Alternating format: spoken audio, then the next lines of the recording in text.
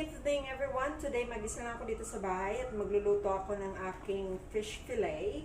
Gawin ko siyang Spanish style na lagyan ko siya ng olives, capers, at saka sili, at saka kerosene natin. Masarap din, diba? At saka lagyan ko siya ng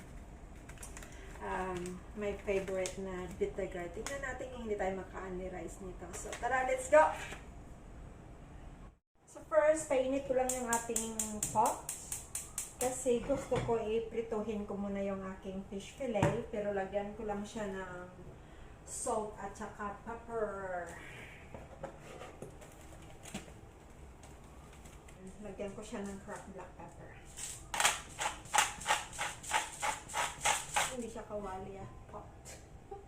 Isahan ba? Diretsahan. Tinghatiin ko lang to siya sa dalawa kasi yung pot ko parang hindi siya or tatlo.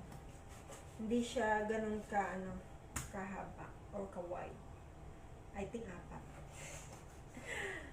Talaga ba? Made up your mind, lady. Hindi, joke lang. Wain ko siya ng apat. Iba-brown ko lang siya. Iba-brown. So, yan siya guys. Lagyan ko lang siya ng olive oil. Olive oil yung ating gamitin. And then is meat down ko muna siya.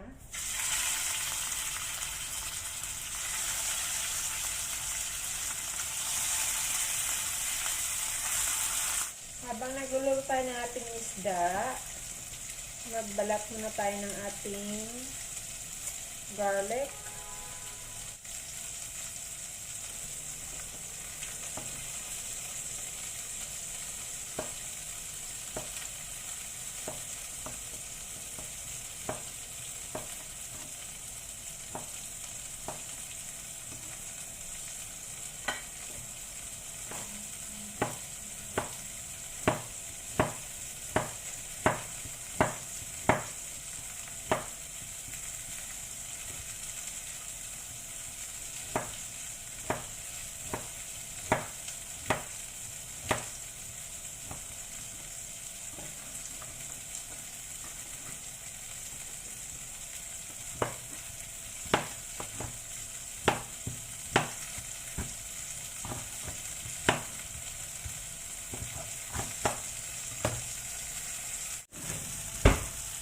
Balik pa rin natin yung ating fish.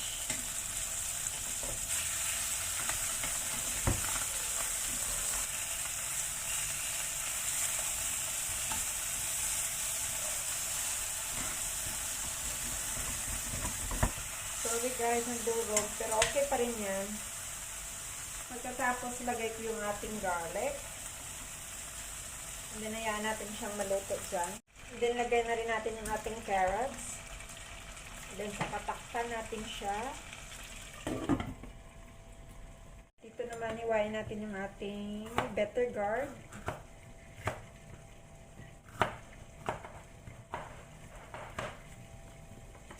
Ang bango niya na. Siya ng olives na green. Then, lagyan din natin siya ng black olives. Ng capers. Gusto ko yung capers. Lagyan natin siya ng atisperm. Then, lagay natin yung ating bitter gourd. Saka yung ating sili sa taas. Then, lagyan natin siya ng tubig. Hanggang maluto silang lahat. More salt.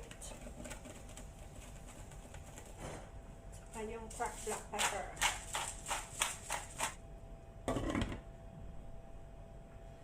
Ayan na guys yung mukha niya after 20 minutes. So, kailangan talaga natin siyang yung water niya. Kailangan talaga siyang mag-subside. Yung parang kunti na lang talaga. So, hindi na ako guys makantay. Gutom na po siya ako. But anyway, kailangan nating antayin para talagang masarap. Ako guys, ang sarap talaga ng bango niya guys. So ayan, wala na masyadong tubig. So ayan. Okay na yan guys. So try natin. Oh, naglalaway ng inyong lola. Ang sarap guys. Ayan na guys, luto na yung ating isda. Dahil today is Monday, Thursday, dahil pwedeng kumain ng karne. So, ayan yung aking fish fillet. Nilagyan ko siya ng carrots, olives, at saka yung ating bitter gourd. Pero pag ayun yung bitter gourd is fine lang. Kasi yung sa akin, I love bitter gourds. Kaya nilagyan ko siya. So, tara, let's go guys, dig in!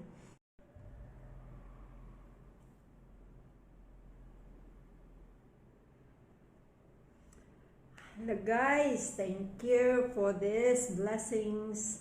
Tara, let's dig in. Nandito na siya guys, hindi na talaga ako makaantay. Takam na po talaga ako. So ayan na siya, meron tayong olives, bitter gourd, at saka yung ating fish. Sarap talaga guys. Oh. Gusto kong kainin yung sili pero medyo maanghang siya. But anyway, meron naman talaga siyang flavor dyan sa loob. Yan siya guys, oh. Ooh, sarap. Gusto ko talaga guys yung bitter gourd. Kaya, tara, let's go. Oh. Ano na talaga ako? Takam na takam. Sarap. Well, anyway, di ba? Kain na tayo guys. Sarap. Instead ng pickled na, alam niyo yung pickled na cucumber, nilagay ko is capers. Kasi, mas prefer ko yung capers na ilagay sa fish.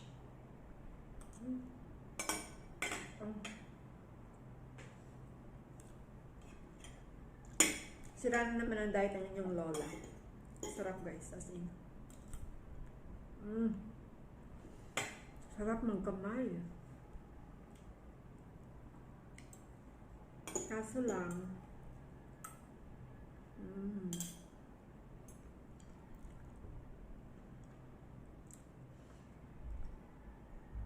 yung green olives yung kasi meron siyang buto, kaya ano, wala kasi kaming pitted na green olives.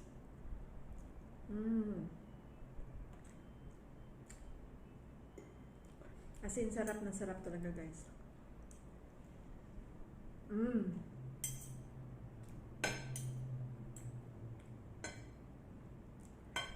Hindi talaga ako makaresist. Kainin ko talaga tong sili na to. Bahala na yung mundo.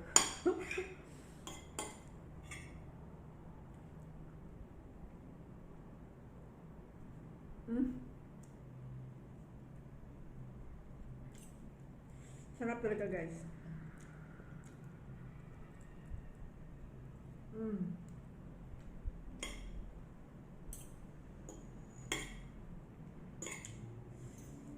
Maanghang pero ang sarap. Siyang subo pa. Para sa inyo, ang laki ha.